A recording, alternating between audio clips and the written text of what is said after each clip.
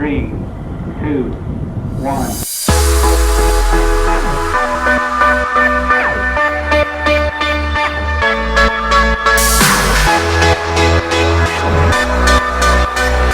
Hello everybody and welcome to Tonight in STEM. I'm your host, Juan. This is a show where I interview professionals and graduate students in the field of science, technology, engineering, and mathematics.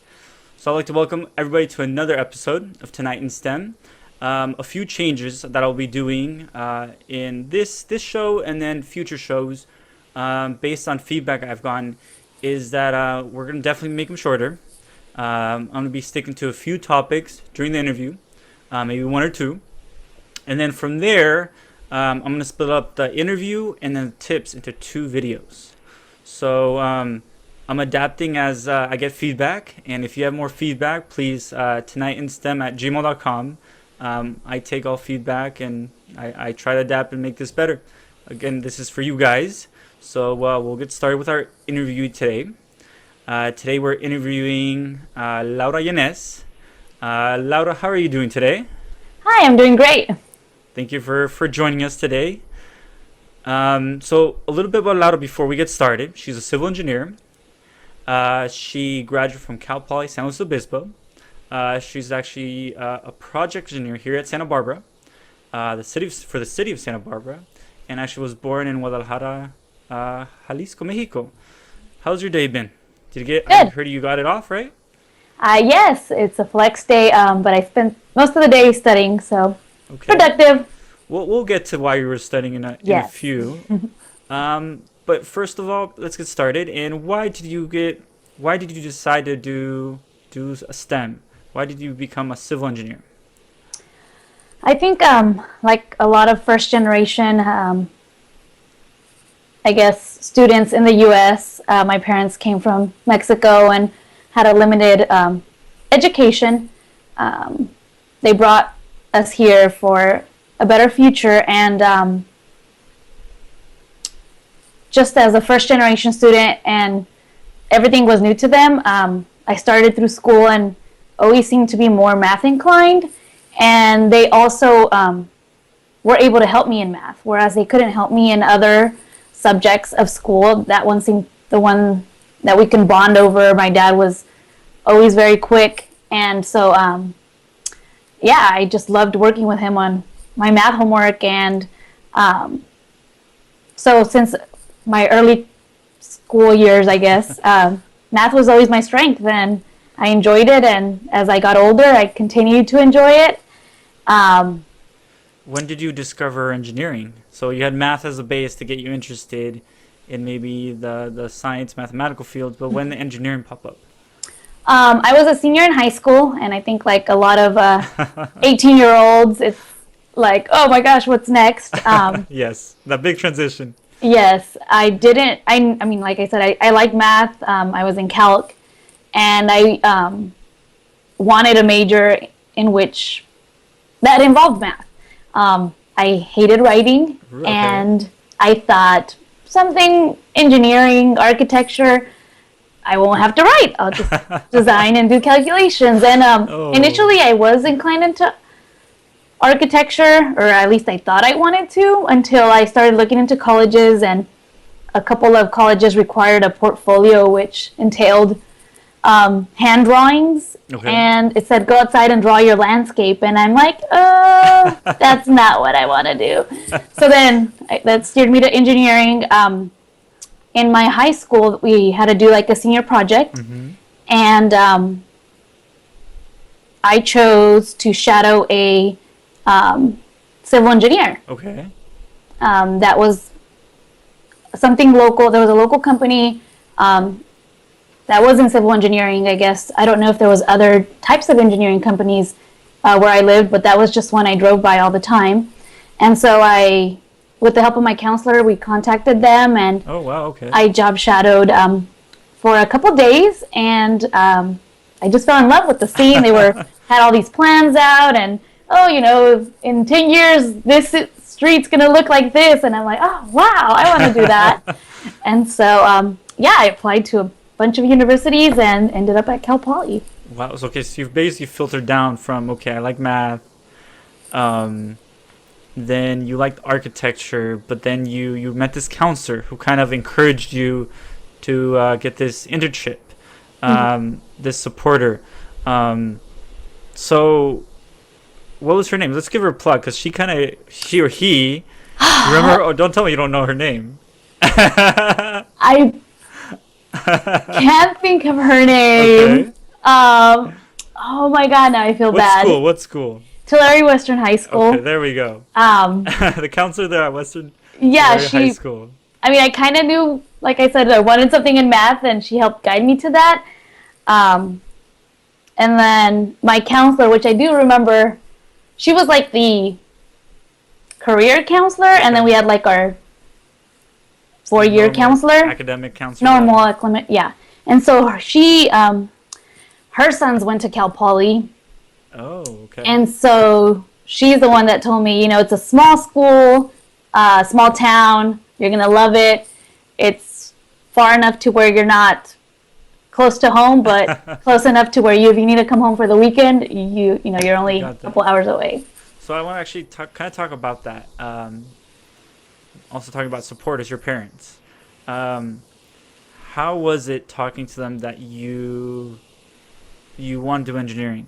Were they kind of accepting of that at first? How was that? Because you usually don't hear, coming from a Latino family, their daughter going to engineering. It's different. How did they accept that? How did they react to that? First of all, they were very supportive in my academic career since day one. I remember my first day of preschool when my dad told me, if you get, you know, student of the month, which was, you know, when you're in kindergarten, that's what everyone shoots for. You know, you'll get a prize, and you know, every time you get to choose whatever you want. And so that was my incentive. And every year, like, I would shoot for that. And then, you know, as you get older, things change, but they were still always like, go to school. That's your number one priority. You don't have to do anything else other than focus in school. And I did have jobs, which taught me to be responsible and time management. But in terms of going out and stuff, they were always very conservative and strict. Very typical, very traditional parents. Yeah. They were like, you can do this, you know, anywhere where you can come home to sleep. I couldn't do sleepovers. And so when I told them... Like my sister. She couldn't do sleepovers, So when I told them I wanted to pursue engineering, they were like, go for it, that's great. It was something they understood. Civil engineering is, you know, it's everywhere. It's in the streets and sidewalks. One of the oldest professions, like I think we've talked about this before. Engineering profession. And so they were like, awesome, you know, where are you going to go? Fresno State. And, you know, they have it. You have a cousin. Fresno State is local, I'm guessing. Yes, it was 30 minutes away from my home, and I can drive there every day and come back home. And so when I said, no, I want to go somewhere else, they freaked out. They didn't understand it. I was the first one in my family to that's a big even step, voice that I wanted to get out of town. They didn't understand why, and you know, there was a lot of pushback from relatives, you know, with negative comments, and but I always told them, you know, I worked so hard to get here. I'm not gonna screw it all up, basically. Correct. So how did you kind of ease that transition? How did you get them to accept the fact that it was okay that you needed to do this for education to grow? First of all, I went to Cal Poly for a weekend and fell in love. They took me there, but I think they thought I was gonna hate it for some reason. The supportive parents, because it was all very unknown. So they dropped me off at this weekend there. They stayed there, and they said, if you want to leave, you know, we'll pick you up.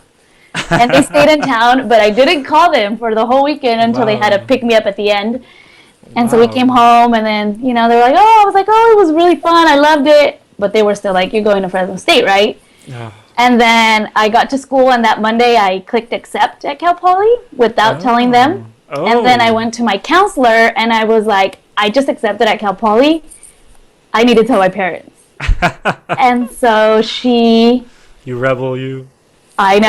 And, I had him come over we all got, we're in a room, and she told them, she has all these opportunities. Why limit her, to one school just because of its proximity to home? Correct. And you just Wait, grow. Is this the same counselor that you can't remember her name? No, this is the one that okay. I had the whole time. Miss Ozino, that's who it was. So so she brought him into the room and told him all the reasons why I should go and how I would be okay. And it was tough for them, but they accepted it. And my mom, when I moved to Cal Poly, stayed with me for 3 days in my apartment. Wow. To make sure I was okay. Oh, well, that's nice. That's what family does. Yeah, but it was tough. I mean, I remember them a lot of pushback, and it's hard because you think you're doing the right thing, but then you're like, why aren't they, on board with this? Correct.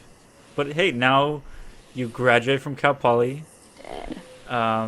What was it, in 2011? 11. Okay. So winter of 2011. 2011.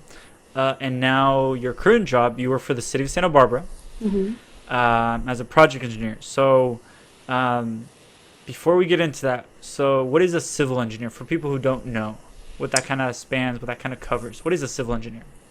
So civil engineering, like many engineering careers, is the broad term that is broken down into many branches.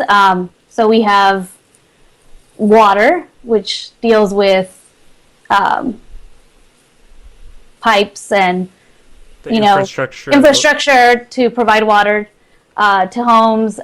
We have wastewater, which is along the lines of water. We have streets design or transportation, in which you deal with sidewalks, streets, what you drive on.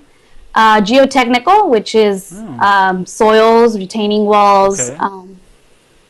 And then we have geotech, water, structures, which, the design of buildings. What's your specialty? What do you? So mine is transportation. I was transportation in college. It always seemed like it was, everywhere. And you work directly with the people. And that was a key for you, I'm assuming? Yeah, I've always been very outgoing. Outgoing people person. And so, and I was fortunate enough to get offered an internship after my first year of college, which was in transportation. So I think that also helped guide me into background that. In that, and kind of understanding, and that kind of leveraged you into working for the city of Santa Barbara. Right. So I began with the county of Tulare, which is where I interned, and I got to do construction management and a little bit of design. I was out with the survey crew. So so you're talking about those. That leads into my second question: is what do you do kind of a normal day? What's your routine kind of daily?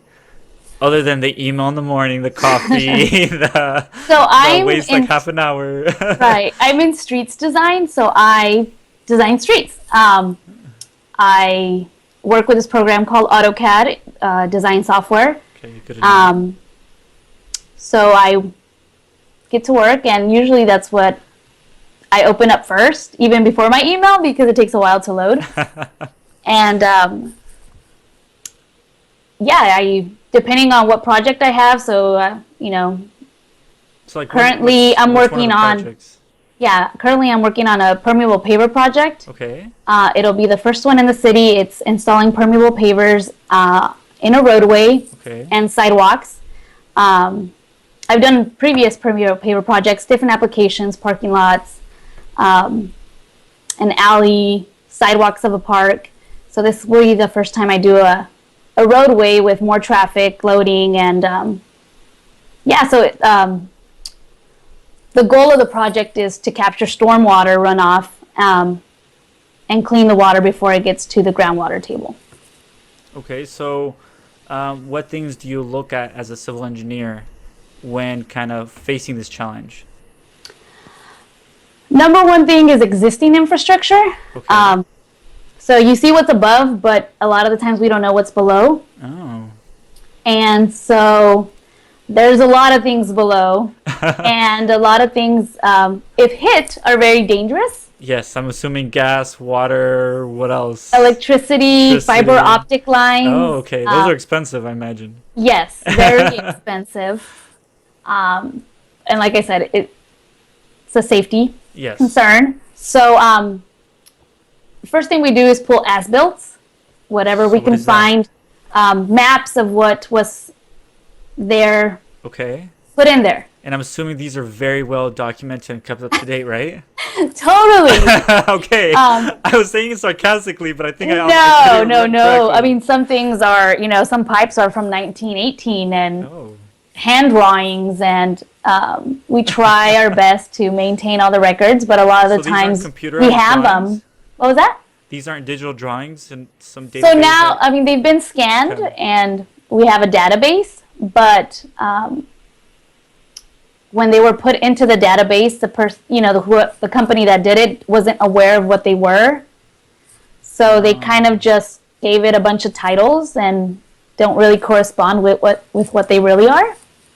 Do you guys have any machinery to kind of, I don't know if it's possible, scan like an X-ray of like what's down there? Is there such things? Yes, there are Okay. ground penetrating radar. Oh, okay. And we do, I mean, over time, as we reconstruct a street, construct a sidewalk, we get inventory, and so we do have a database where we say, there's a water line, gas line here, storm drain, and so we know that there's some things there. We just have to find records of what is indeed there. Okay. So I don't know if it's off topic, but I guess it's kind of very similar. So my dad had a trick. And tell me if this is crazy or not, because you're the civil engineer here, where he would take two hangers, so actually coat hangers, unwind them, and he would bend them in an L shape. He would have two hangers, both in both hands, put them straight out, walk over a pipe, and the hangers would cross. So we have I've seen it work. Yeah, no, we have some pipes, if we're lucky, have tracer wire. Oh. So So how does that work? What's the physics? Like what's? I don't know the exact field. Yeah, the magnetic field. I mean, it has to be something, because it's probably a magnetic strip that made them go. Yeah. Yeah, magnetic strip. That's 'Cause I probably always what thought the that was tracer wire is crazy. made out of. Yeah. Like I would see him randomly. Like I remember the first time I saw him, he would be in a field, and then he had set irrigation pipe, but of course a flag was thrown off, and Yeah. he would figure where a pipe was. So he'd walk out, and then he would see it, like these things would cross. I'm like, it's like magic. Like what's happening here? It's a tracer wire. Okay. Good. And but a lot of pipes don't have that. So a lot of really old pipes don't really have that, or some just get missed, and so yeah, it's like a hide and seek. But yeah, that's usually what we start with, and then from there, whatever the goal of the project is, you redesign. So how do you get money for this? Because you work for the city. I'm guessing the state capital gives you money. Do you apply for grants? How do these projects go about? So I'm assuming it's our money eventually, right? Yeah, tax dollars at work. There's different funding sources for cities. Most of the projects I worked on are grant funded, whether they're federally or state. There's different programs available. Some are safe routes to school. Some are bike ped projects. So depending on the grant that's available, we find we have a list of projects and say this one's applicable to that grant and apply for it, and try to make the most competitive project. Okay. And proximity to low-income communities and stuff contribute to that. Okay, so try to hit those buzzwords. Yeah. The hot topic issues kind of thing. Right, and of course, if there's a safety issue, that always helps speed things up. Okay, so I know you've been studying for a long time. You get off work, you go to the library. You're off Fridays. I think some weekends you study.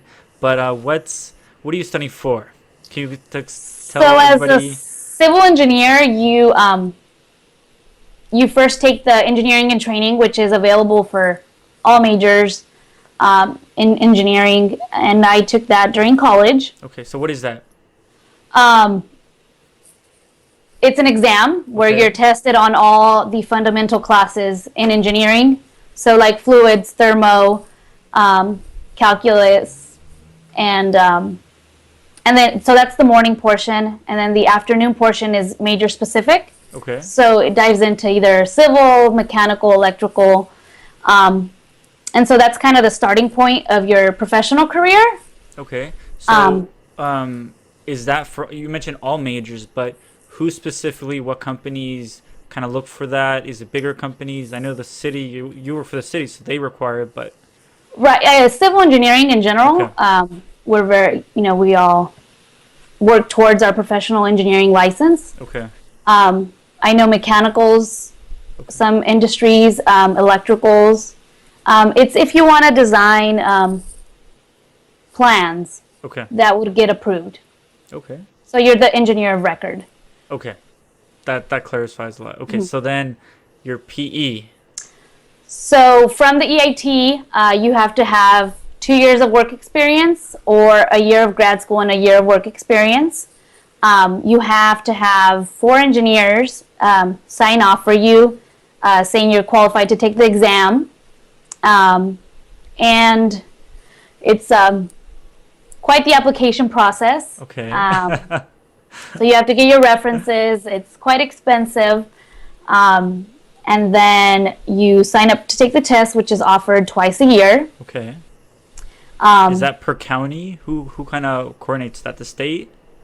It's through NCEES. Okay. NCEES.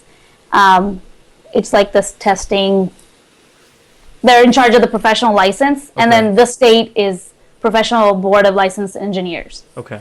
I guess the Professional Board of Licensed Engineers maintains the licenses and does the testing through NCEES. Okay.